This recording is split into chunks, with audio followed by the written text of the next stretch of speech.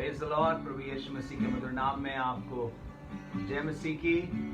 Blessed aroma ministries की इस page से और इस पहल में हम शामिल होकर के आपका स्वागत करते हैं। और शायद ये आखिरी सेशन होगा और मैं चाहता हूं कि आप परमेश्वर के वचन से आशीषित हो। स्तुति आराधना के सिर्फ एक गीत को गाएंगे। ये भी मेरा एक बहुत प्यारा सा पसंदीदा गीत है और हम मिल करके गाएंगे और आप साथ हमारे आराधना कर सकते हैं। उसके बाद प्रभु के वचन को शेयर करेंगे।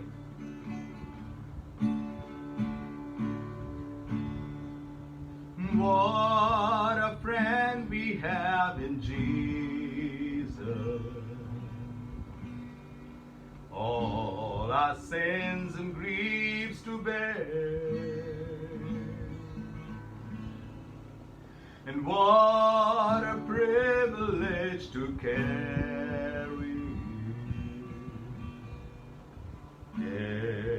everything to God in prayer. Oh, what peace we often forfeit. Oh, what needless pain we bear. All because we do not carry everything to God in prayer. Happy trials and temptation. Is there trouble anywhere? We should never be discouraged. Take it to the Lord in prayer. Can we find a friend so faithful, who will all our sorrow share? Jesus knows our every weakness. Take it to the Lord in prayer. Let's sing it together. Are we weak and heavy laden? Come, but with the load of care. Precious Savior, still our refuge. Take it to the Lord in prayer. Do thy friends despise, forsake thee? Take it to the Lord in prayer. In his arms he'll take and shield thee. Thou shalt find a solace there, and thou wilt find a solace there. Yes, thou shalt find a solace there. मैं विश्वास करता हूं कि प्रभु यीशु मसीह में आपको शांति मिलती है। एक बार हम इसको हिंदी में मिलकर के गाएंगे या उर्दू में इसको मिलकर के हम लोग गाएंगे। यीशु कैसा दोस्त प्यार। और मैं चाहता हूं कि आप यीशु को एक मित्र के समान, एक बड़े भाई के समान, एक राजा के समान, एक प्रभु के समान इसी समय अपने हृदय में विश्वास के साथ ग्रहण कर उसकी आराधना करें। जहां कहीं आप उसकी आराधना कर सकते हैं। यीशु कैसा दोस्त प्यारा, दुख और बोझ उठाने को क्या ही उम्दा वक्त हमारा, बाप के पास अब जाने को। हम राहत अक्सर हम राहत अक्सर खोते और नाहक गम उठाते हैं। ये ही बाइस है यकीन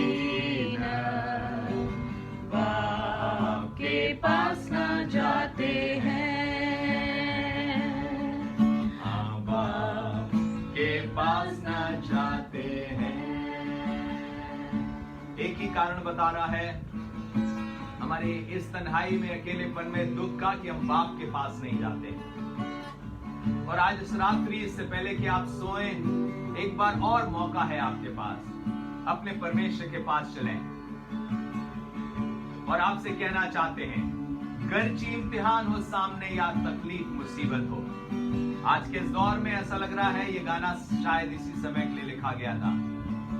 जिस आदमी ने ये गीत लिखा है, क्या आपको मालूम है, वो अकेला पड़ गया था, उसकी मां मर गई थी, उसकी जिससे शादी होने वाली थी उसकी मृत्यु हो गई थी।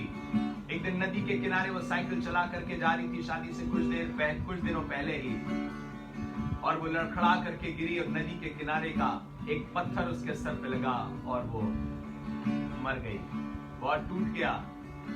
कुछ समय के बाद फिर से संभला, दूसरी से शादी की बात लगी और वो भी मर गई। और ये बहुत टूट करके उसने देश छोड़ दिया, चला गया। लकड़ी का काम करता था, गरीबों के लिए मुफ्त में काम करता था, उसने कभी बना के कुछ नहीं किया, वो किसी के साथ रहने लगा और बस यीशु एक दोस्त के रूप में लेकर के अपनी जिंदगी को जीने लगा।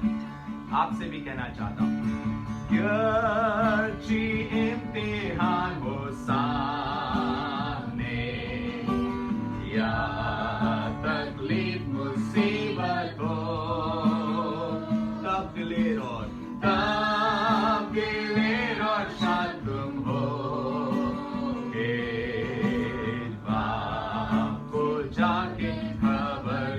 कौन और ऐसा दोस्त लाए, कौन और ऐसा दोस्त लाए जो उठावे दुखों को, पर एक है जो रखता खबर, जाके उससे सब कहो। What a friend we have in Jesus, all our sins and griefs to bear. What a privilege to carry everything to God in prayer. Amen. मैं विश्वास करता हूं आप आशीष पा रहे हैं। स्टार्ट शेयरिंग, आप दूसरों के साथ शेयर करना शुरू कर सकते हैं ताकि हम परमेश्वर के वचन के समय बहुत से लोग और जुड़ करके आशीष पा सकें।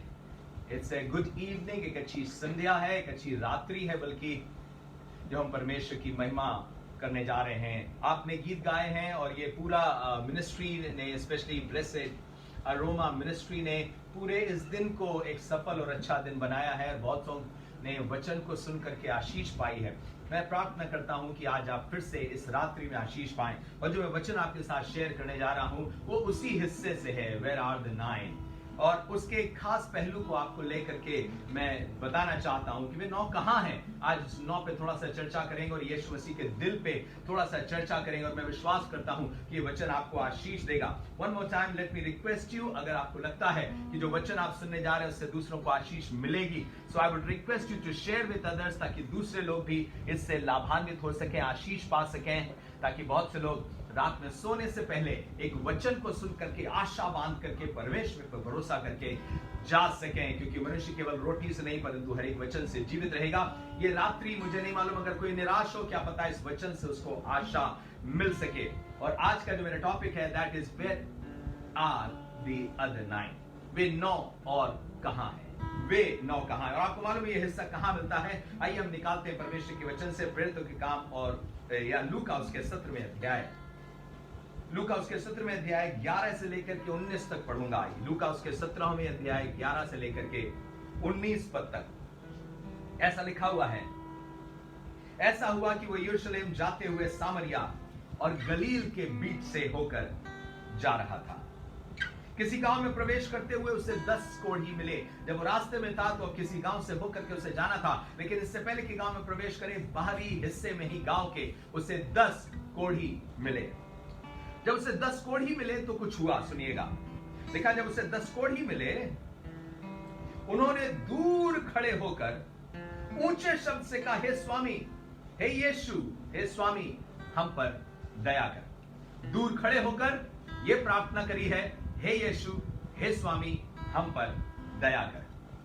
आपको मालूम ये दूर क्यों खड़े हुए थे? क्योंकि कोढ़ी थे, और आपको मालूम है कोढ़ी जन किसी को छू नहीं सकता, नगर के अंदर प्रवेश नहीं कर सकता, और अगर दूर से किसी को देख लेगा तो अपने मुंह को ढक करके चिल्ला चिल्ला के बोलेगा, अशुद्ध अशुद्ध अशुद्ध, अर्थात मैं अशुद्ध हूं, तुम अशुद्ध नहीं हो, पर मुझसे बचो, मैं इस लायक नहीं हूं कि तुम मुझे छुओ। पर आज जब इन्होंने यीशु मसीह को देखा तो इनकी जुबान से कुछ और ही आवाज निकल रही थी।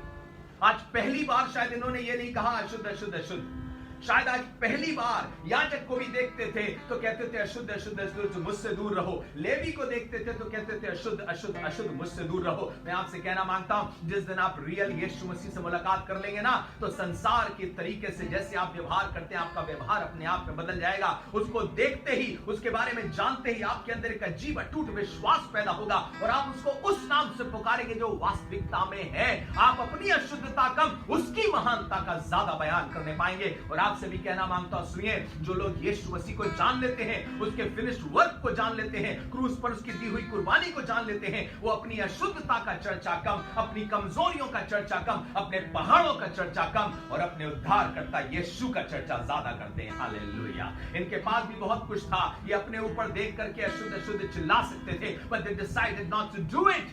Why? Because there is hope rising in them. और आपसे कहना मांगता हूं, जिस समय भी कोई यीशु मसीह के सच्चे स्वरूप को देखता है, उसके अंदर आशा का जागना लाजमी है। It is just not important that you have seen Jesus. It is just not possible that you have seen Jesus and you don't have faith in him. आपने यीशु को जान लिया और आप में विश्वास जागे ना। आपने यीशु को जान लिया तो आपके अंदर विश्वास का जागना लाजमी है, आपके अंदर प्रार्थना का जागना लाजमी है। पर यहां पर ये आज का जो अध्याय है वो सिर्फ प्रार्थना पे खत्म नहीं होगा। अभी वेदी पर प्रार्थनाएं आएंगी, लेकिन अंत में वेदी जो है स्तुति प्रशंसा के गीतों से, दंडवत करने के भाव से और प्रशंसा के दिल से वेदी भर जाएगी। हालेलुया। आज के इस प्रोग्राम का भी नाम यही रखा गया है ना, ऑल्टर ऑफ प्रेज। इस मुसीबत के दिनों में ऑल्टर ऑफ प्रेज, जी हां, मुसीबत के दिनों में भी स्तुति के योग्य परमेश्वर है। याद करिए, हम दोबारा इस पे वापस आएंगे, पर आपसे कहना मांगता हूं, जो परमेश्वर को जानता है ना, वो पुकारने से और आराधना करने से बाज नहीं आ सकता। जो परमेश्वर को समझ जाता है, जो प्रभु यीशु मसीह को, उसके व्यक्तित्व को समझ जाता है, उसकी ओर देखने लगता है, वो पुकारने से बाज नहीं आ सकता। और पुकार करके मिली हुई आराधना के जवाब में या प्रार्थना के जवाब में जो आशीष मिली है, उसके कारण आराधना करने से रुक नहीं सकता है। It is not possible that the altar is filled with only prayer. It is going to be filled with praise. क्यों? क्योंकि लिखा है, हे प्रार्थना के सुनने वाले सब प्राणी तेरे ही पास आएंगे। तेरे पास आएंगे, तू प्रार्थना का सुनने वाला है, तेरे पास आएंगे क्योंकि प्रार्थना का जवाब लेकर के वो धन्यवाद देने आएंगे। तेरे पास धन्यवाद हृदय लेकर के आएंगे, धन्यवाद से भर करके आएंगे। और आज की इस कहानी में भी हम पाएंगे इसी चीज को। पर क्या आपको मालूम है, यीशु को देखते ही आशा जागती है, मुसीबत के दिनों में भी आशा जागती है। एक दिन की बात है, पौलुस और सिलास, बाइबल में लिखा हुआ है, बंदी गृह में आधी रात के लगभग, एग्जैक्ट टाइम भी नहीं मालूम, इंपॉर्टेंट नहीं है टाइम, इंपॉर्टेंट क्या है, इंपॉर्टेंट ये है कि ये किस दशा में क्या कर रहे हैं। आधी रात के लगभग बाइबल में लिखा, प्रार्थना करते हुए स्तुति के भजन गा रहे थे। प्रार्थना करते हुए भजन गा रहे थे, और वो भी तब जब तुम जेल में हो। जेल में भजन कहां होता है, जेल में स्तुति प्रशंसा कहां होती है। फिर से कहना मांग रहा हूं, जिसने यीशु को जान लिया है, हर जगह प्रार्थना होती है और हर जगह स्तुति होती है। और ये लोग दो ही काम कर रहे थे, प्रार्थना कर रहे थे और स्तुति कर रहे थे। प्रार्थना के बाद स्तुति कहां से आ रही है? प्रार्थना के बाद स्तुति उस विश्वास से पैदा हो रही है कि जिसको पुकारा है वो प्रार्थना सुन करके जवाब देने वाला परमेश्वर है। अपनी जुबान से हर बात में परमेश्वर को धन्यवाद धन्यवाद धन्यवाद। क्यों? क्योंकि धन्यवाद विश्वास को दर्शाता है। धन्यवाद इस विश्वास को दर्शाता है कि जिससे आपने मांगा है उस पर आपको पूरा पूरा भरोसा है। और इसी विश्वास से आपसे कहना मांगता हूं, प्रभु के दासों, जैसे पौलुस और सिलास ने आधी रात के लगभग स्तुति करते हुए भजन गा रहे थे। सुनिएगा, अक्सर हमने देखा है प्रार्थना, स्तुति, प्रार्थना, इसमें आराधना में है चंगाई, आराधना में है छुटकारा, आराधना में ये सब चीजें हैं। पर एक बात आपसे पूछना मांगता हूं, क्या इनको मालूम था, या इनको ये मालूम था कि आराधना करने जा रहे हैं और छुटकारा पाएंगे, या इसीलिए आराधना कर रहे थे कि आराधना करते करते बंदी गृह की नेवें डोल जाएंगी? कदापि नहीं, बिल्कुल नहीं। They were not worshipping because they wanted God to do something. They were worshipping knowing that God has already done everything.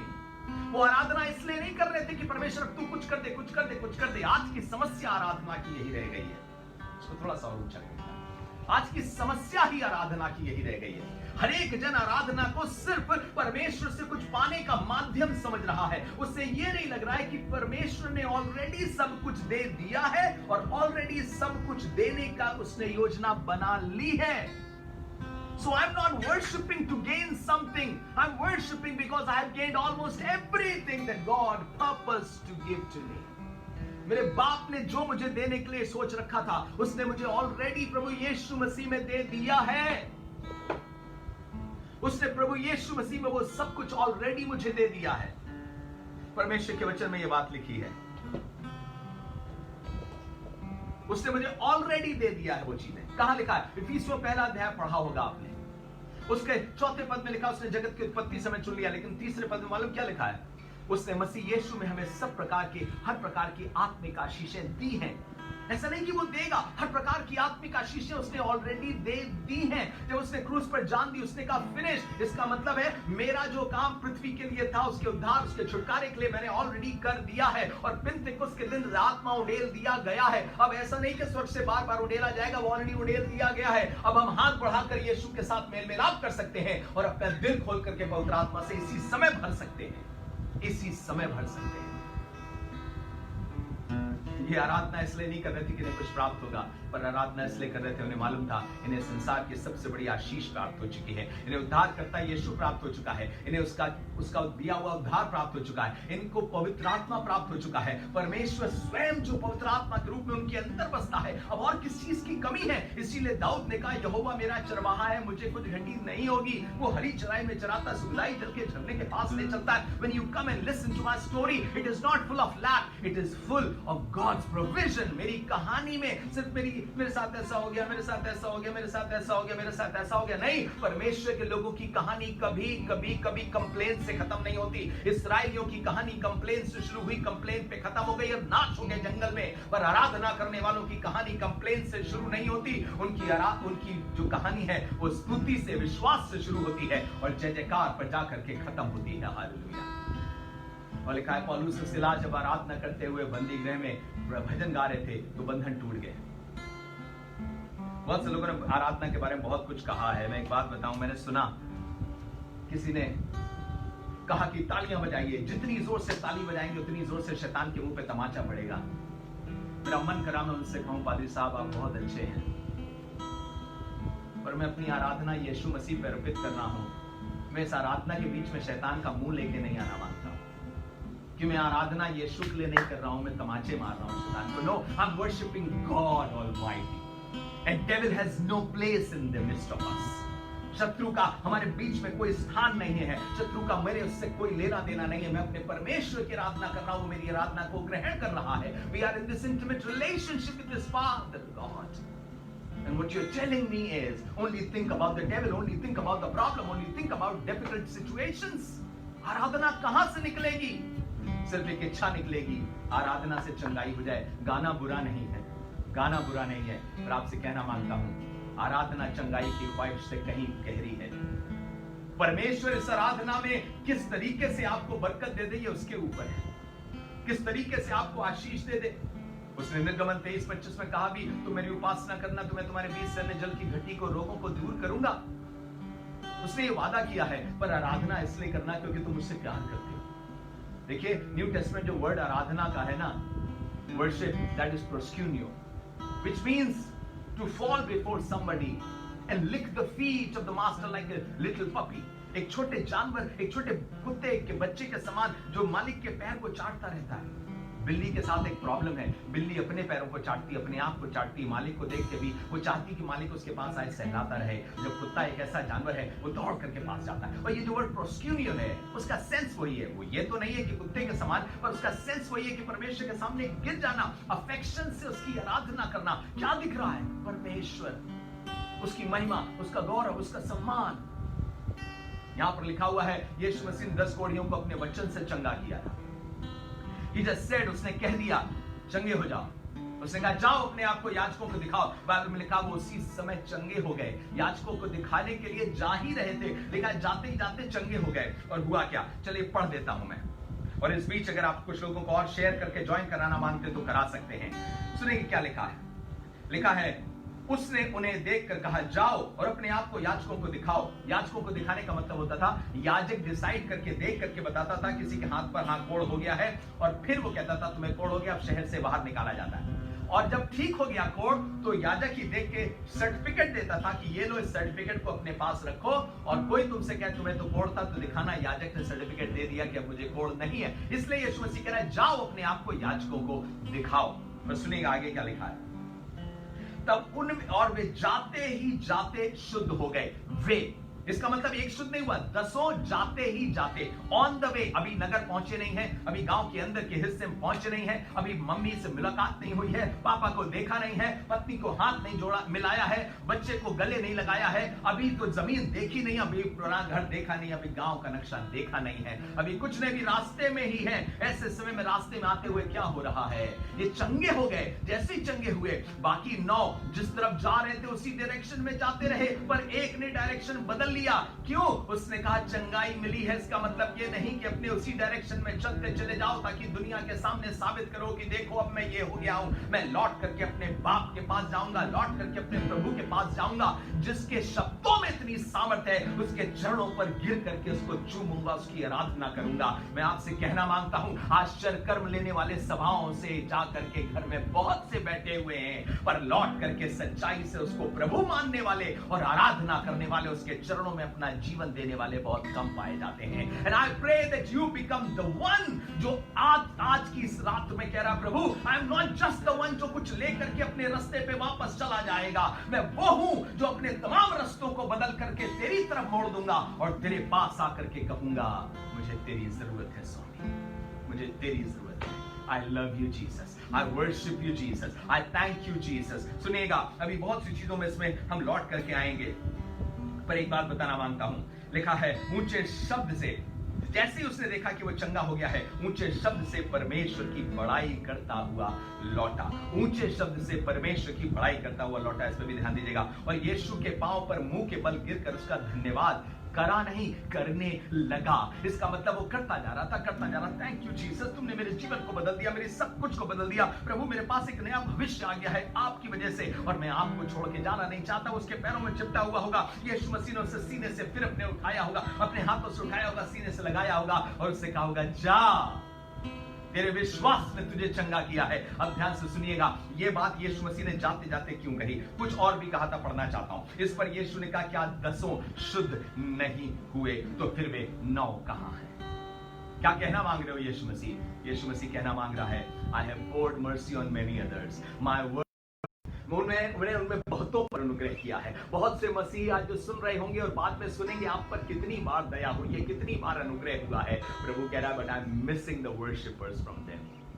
मैं उनमें से वर्शिपर चाहता था कि काश ये 10 के 10 प्रार्थना का जवाब सिर्फ वो लोग ना बन जाएं जो ईश्वर से कुछ प्राप्त करके संतुष्ट हो गए हैं। काश ये 10 के 10 सिर्फ इस पे संतुष्ट ना हो जाए कि हमें चंगाई मिल गई, हमें हमारा घर मिल गया, पर मैं उन लोगों को देखना मांग रहा हूं जो लौट करके आएंगे। यीशु मसीह क्यों पूछ रहा है? Because he is missing, he required them, he desired them, he wanted it.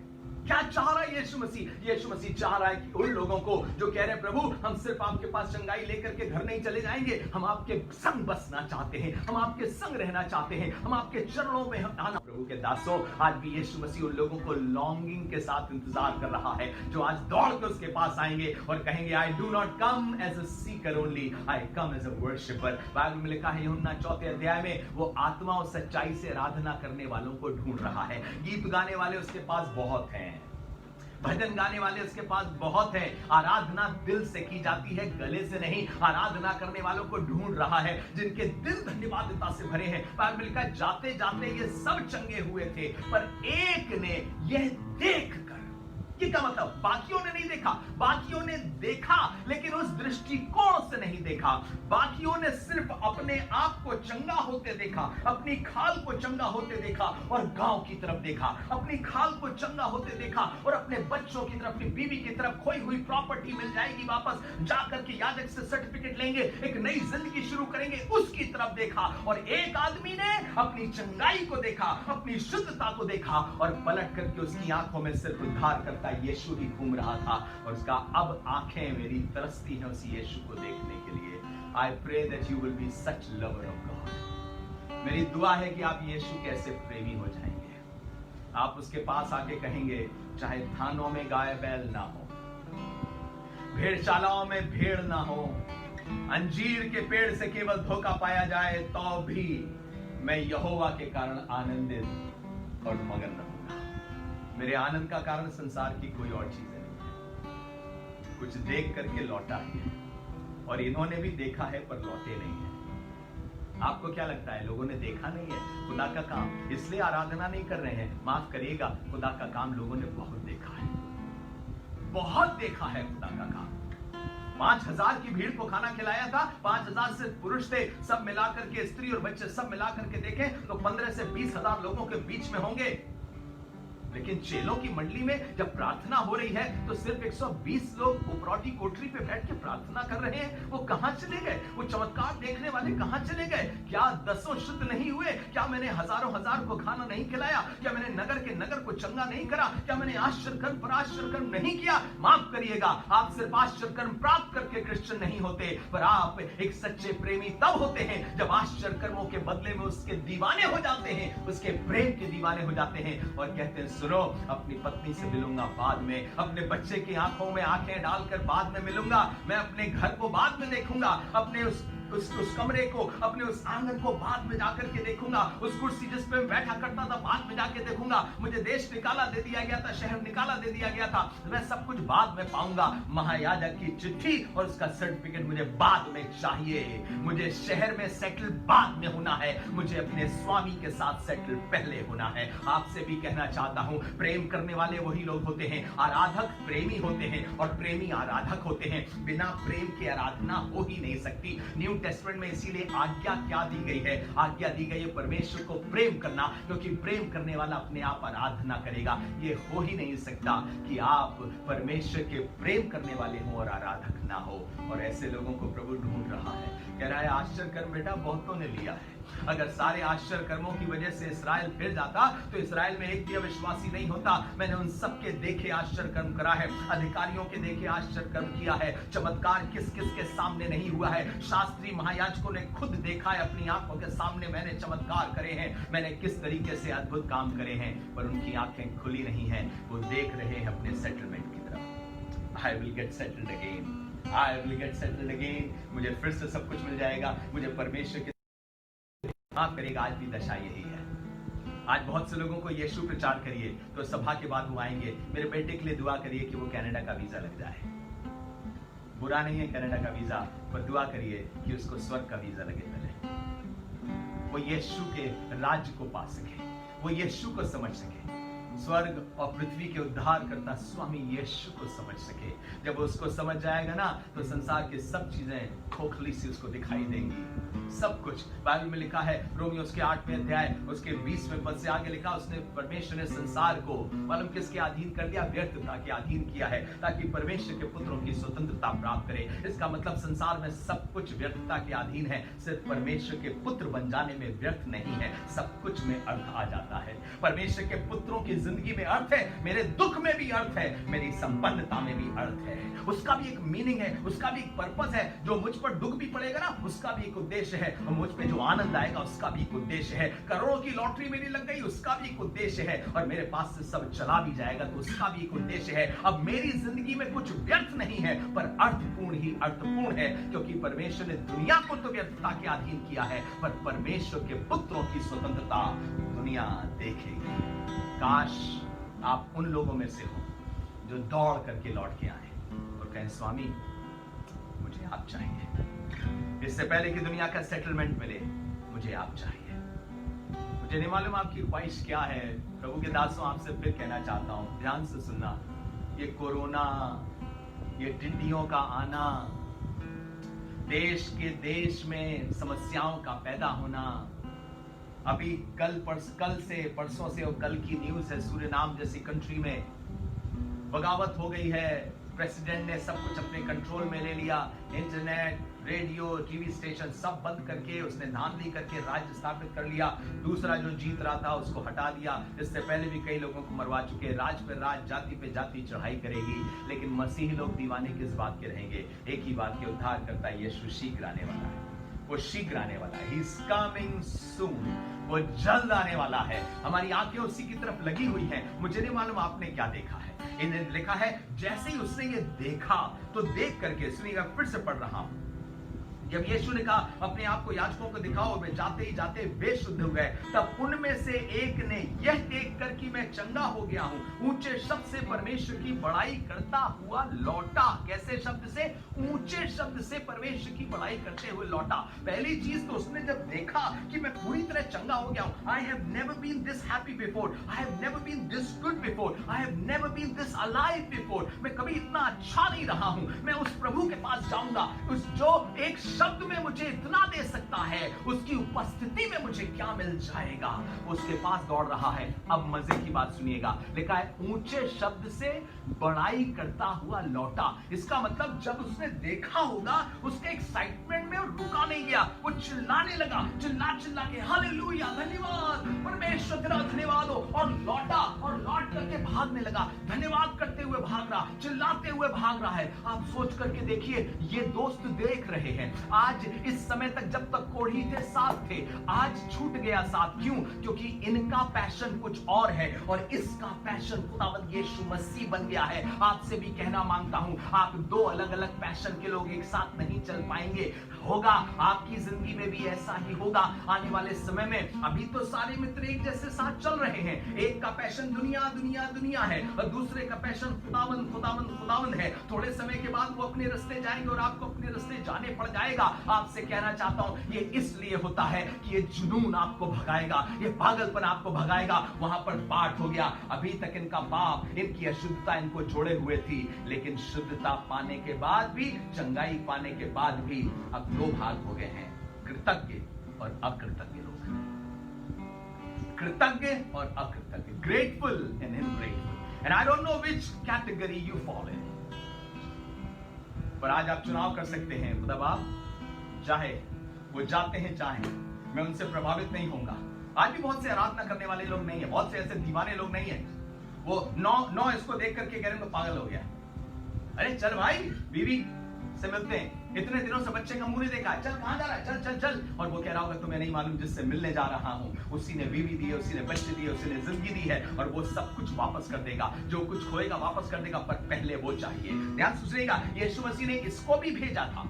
इसको भी जब यह आराधना कर चुका है, यीशु मसीह ने उसको उठाया और उससे एक बात कही, तेरे विश्वास ने तुझे चंगा किया है, चला जा, कुशल से चला जा। इसका मतलब क्या? तू भी जा वापस, तू भी सर्टिफिकेट ले ले, तू भी जाके संपत्ति को हासिल कर, जो कुछ खोया है तू भी सब कुछ प्राप्त कर। मैं भी आपसे कहना मांगता हूं, आपको क्या लगता है आराधक लोग कुछ पाएंगे नहीं? प्रेम करने वाले कुछ पाएंगे नहीं? परमेश्वर के दीवाने पाएंगे। हो सकता है तुम मुझसे 2 साल पहले पा जाओ, मैं 2 साल बाद पाऊं, पर जो कुछ मेरी आवश्यकता का है मेरा जिंदा खुदा मुझे देगा, पर पहले मुझे खुदा चाहिए। अगर चुनाव होगा तो 9 एक तरफ जाएंगे और एक तरफ जाएगा। क्यों? क्योंकि ये दीवाना और पागल हो गया है। किस वजह से? उसने परमेश्वर की महानता का अनुभव कर लिया है।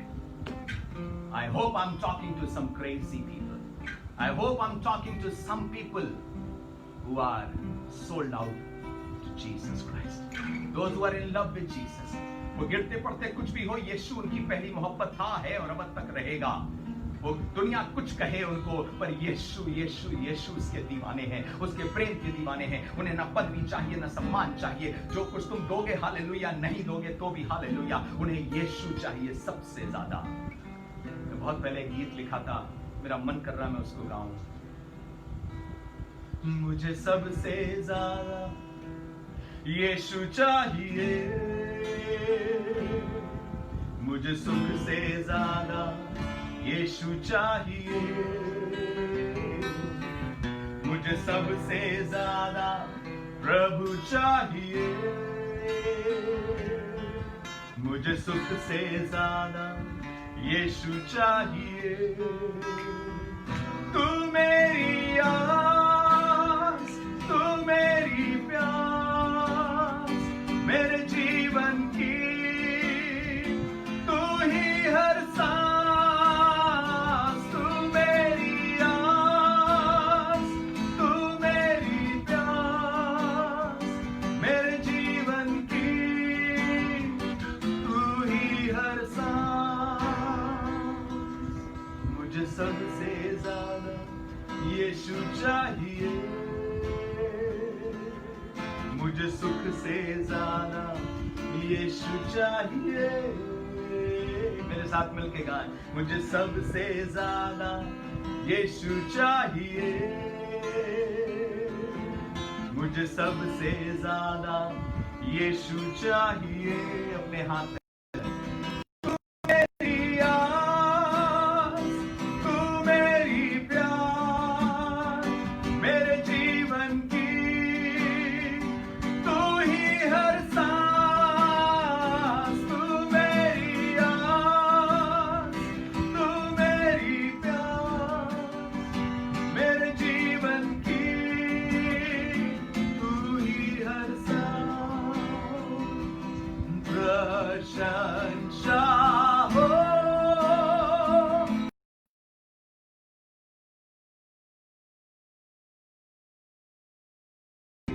Thank you, Jesus. कितना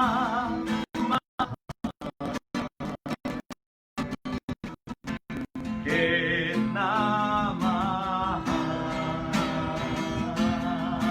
अपने हाथ उठाकर प्रशंसा हो वे प्रभु यीशु की। कितना कितना महान।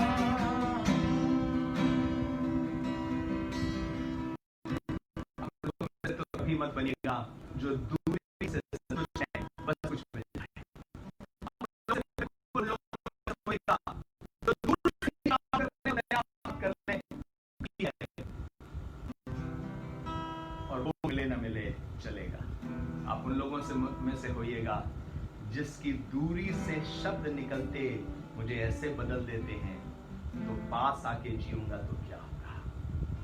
और यीशु मसीह ने एक बात उससे कही थी, उससे कहा जा, कुशल से जा, तेरे विश्वास ने तुझे चंगा किया। विश्वास कहां दिखाई दे रहा है?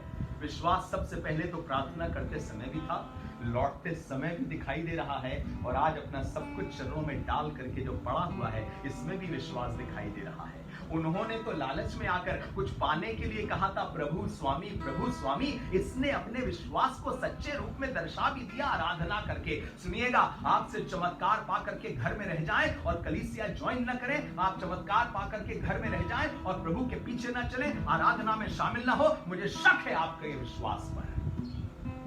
यह विश्वास सिर्फ आपके पाने भर का विश्वास है, देने का विश्वास नहीं है। प्रकाश वाक्य की 11वां अध्याय पढ़िएगा, लिखा विश्वास ही से मूसा ने सयाना होकर फिरौन की बेटी का बेटा कहलाने से इनकार कर दिया। इसका मतलब मालूम क्या है? संपत्ति लेने से इनकार कर दिया, राजपद लेने से इनकार कर दिया, बड़ा धन लेने से इनकार कर दिया, ऊंचा पद लेने से इनकार कर दिया। विश्वास जो है ना, आपको लेने से इनकार भी करता है। विश्वास आपको सिखाता है नहीं चाहिए, विश्वास आपको सिखाता है डिनाय करना चीजों को। विश्वास सिखाता है मुझे उससे पहले ये चाहिए। और आपसे कहना मांगता हूं, अगर सच्चा विश्वास इस आदमी के समान होगा, इसके अंदर विश्वास था, वो कहने लगा सुनो, इससे पहले कि अपना पद वापस पाऊं, अपना घर वापस पाऊं, अपनी पत्नी से मिलूं, बच्चे से मिले, गांव का हाल चाल देख सकूं, गांव में प्रवेश करूं और उसी शान और इज्जत के साथ सब लोग देख करके कहें सर्टिफिकेट दिखाता रहूंगा, अब मैं वही हूं जो पहले कभी हुआ करता था। मैं आपसे कहना मांगता हूं, इससे पहले ख्वाहिश ये होनी चाहिए, मैं तेरा होकर के जीऊं, मैं तेरा होकर के जीऊं।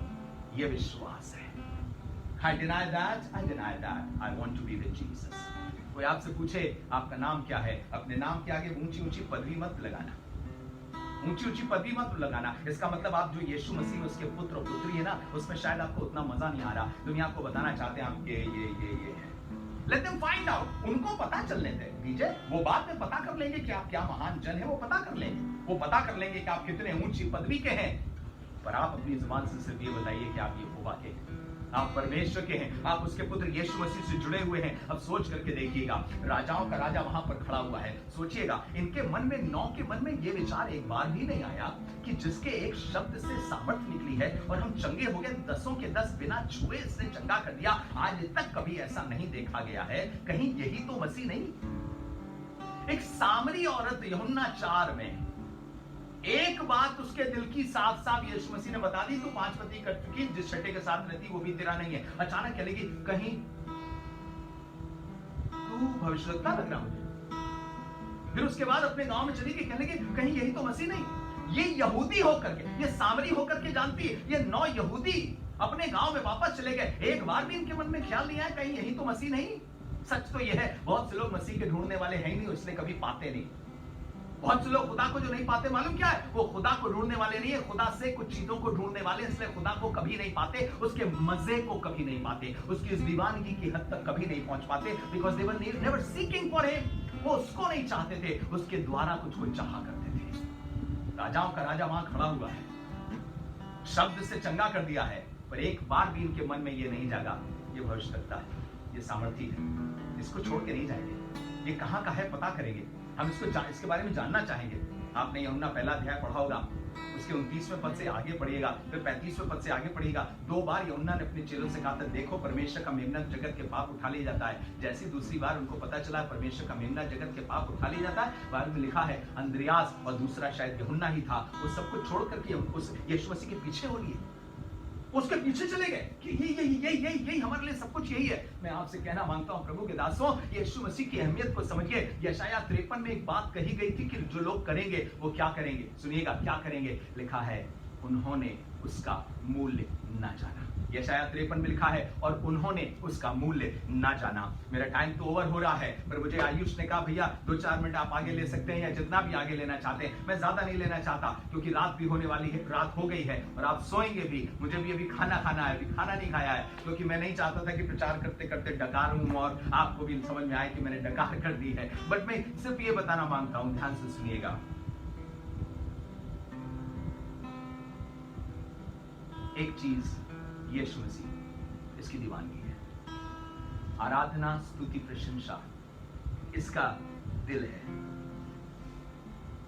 मैं एक चीज पढ़ रहा था, मुझे अच्छा लगा कि जब दिल में कृतज्ञता होती ना, वो कभी भी छुप नहीं सकती, वो जोर से निकलती है। लोग कहेंगे बेवकूफ आदमी इतने जोर से चिल्ला रहा है, धीरे भी तो आराधना कर सकते हो।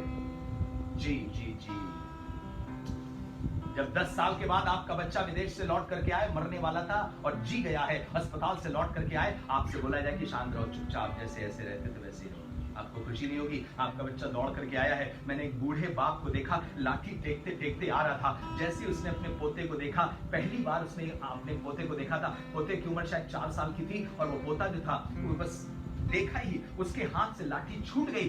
पहली बार बिना लाठी के वो दौड़ा है, उसने अपने पोते को अपनी गोद में उठा लिया है। अगर 4 साल के बाद कोई पोता मिला है उसको देखने का इतना आनंद है, मैं आपसे पूछना मांगता हूँ, यीशु को पाने का आनंद लोगों में कम होगा क्या? अरे जिसने यीशु को पाया उसका आनंद सोचिएगा, उसकी जुबानें थम नहीं सकती हैं, रुक नहीं सकती हैं, इसीलिए चिल्ला चिल्ला के आराधना करते हैं। अरे ये बड़े चिल्ला चिल्ला के भक्ति करते हैं, क्या बताएं। यह यीशु मसीह के वचन में देखिएगा, बाइबल में लिखा, जब उड़ाऊ पुत्र लौट के आया तो घर में क्या हो रहा था? घर में, बाप के घर में नाचने गाने बजाने का शब्द हो रहा था। जी हाँ, बाप के घर में नाचने का, गाने का और बजाने का शब्द हो रहा था। ऐसा नहीं हो रहा था कि विचार हो रहा था कि हम लोग नाच लें क्या, हम लोग गा लें क्या, विचार नहीं हो रहा था, एक्चुअल में वो हो रहा था। सुनिएगा, जो विचार में होता वो आराधना नहीं होता, वो ख्याल होता है, स्तुति होती जो जुबान से निकलती है। आपकी पत्नी ने अच्छा खाना बनाया, आप विचार में रख करके सोच लेते हो अच्छा खाना था, बस उसे बोलते रहिए, नहीं, तब तक आपने तारीफ नहीं करी जब तक जुबान से नहीं बोला। इसलिए इसने कहा जुबान से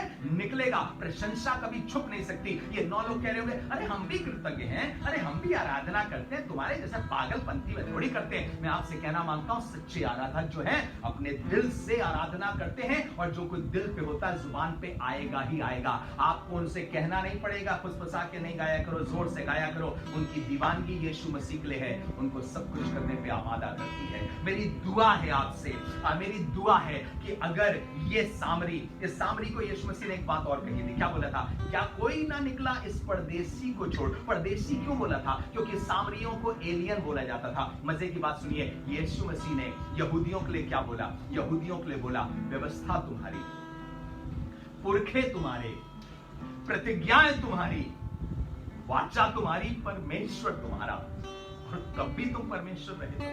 समस्या तो यही है, जिन्होंने बचपन से परमेश्वर के बारे में शायद सुना है, उनको उतनी मोहब्बत नहीं है, पर जिन्होंने परमेश्वर का स्वाद अभी चखा है, उनकी दीवानगी हद से पार हो जाती है। इसीलिए देख लीजिए, दुनिया के कोने कोने में ढेरों ऐसे लोग हैं जिन्होंने यीशु मसीह को जब सच्चाई से जान लिया, उनकी दीवानगी रुक ही नहीं रही है, उनकी जुबान रुक ही नहीं रही है। उनको दबाया जाएगा फिर भी नहीं रुकेंगे। ऐसी कलीसियाओं को दबाने पर भी ऐसी कलीसियाएं बढ़ती चली जाएंगी, क्योंकि ये आराधकों की कलीसिया है। और अंतिम बात बता करके खत्म करना चाहता हूं, ये 9 थे, ये कभी यीशु को छू नहीं पाए, बाकी सब कुछ मिल गया।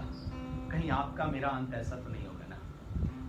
आइए आज यीशु को छू लें, आज उसको छू लें, अपने हाथ उसकी तरफ बढ़ाएं। वो आपकी तरफ हाथ बढ़ा चुका है। दूसरा कुरिन्थियों 5वें अध्याय में उसके 19वें 20वें पदों में आगे लिखा हुआ, वो पहले ही संसार का मेल मिलाप कर चुका है। उसने हाथ बढ़ा दिया, अपना हाथ बढ़ाएं और उससे कहें, यीशु मसीह, मैं आपको प्यार करता हूं, आपकी दया के लिए धन्यवाद, पर आपके प्रेम में सराबोर जीवन जीना चाहता हूं। आई love you Jesus.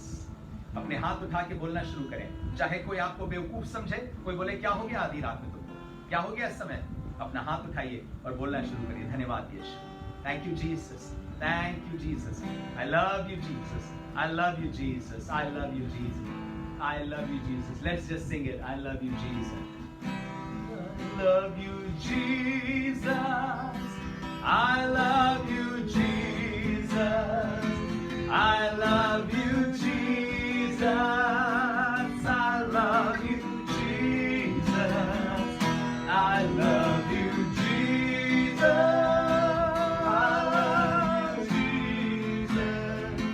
I love you Jesus, I love you Jesus। आइए प्रेज ऑफर करें। I praise you Jesus, I praise you Jesus, I praise you Jesus, I praise you Jesus, hallelujah, hallelujah, hallelujah, hallelujah, hallelujah। पिता परमेश्वर अपने हाथों को आपके सम्मुख फैला के कहते हैं, आप आराधना के योग्य थे, हैं और रहेंगे।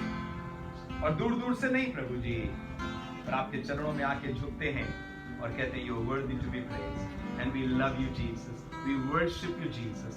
इन the midst of all the turmoils we are ready to worship you. Corona के इस दौर में, टिड्डियों के इस दौर में, लड़ाई झगड़ों के इस दौर में, नफरतों के इस दौर में, एक आप ही प्रेम से भरे हुए दया के खान है। धन्यवाद, धन्यवाद, धन्यवाद। यीशु नासरी के नाम में सब लोगों का आपके हाथ में सौंपता हूं। प्रभु, जो तुझे नहीं जानते, सच्चाई से प्रेम में नहीं है, वो तेरे प्रेम के दीवाने बन सके। दया करिए, यीशु नासरी के नाम से मांग लेते हैं, आमीन। May God bless you। प्रभु आपको बहुत ऐसे आशीष दे। Continue to worship the Lord, continue to be with Him। God bless you। पूरी टीम को, ब्लेस्ड अरोमा मिनिस्ट्री की पूरी टीम को, अंकित, आयुष वगैरह सब, हर्बर्ट वगैरह सबको बहुत बहुत thank you. God bless you and God may multiply your ministries. आमीन।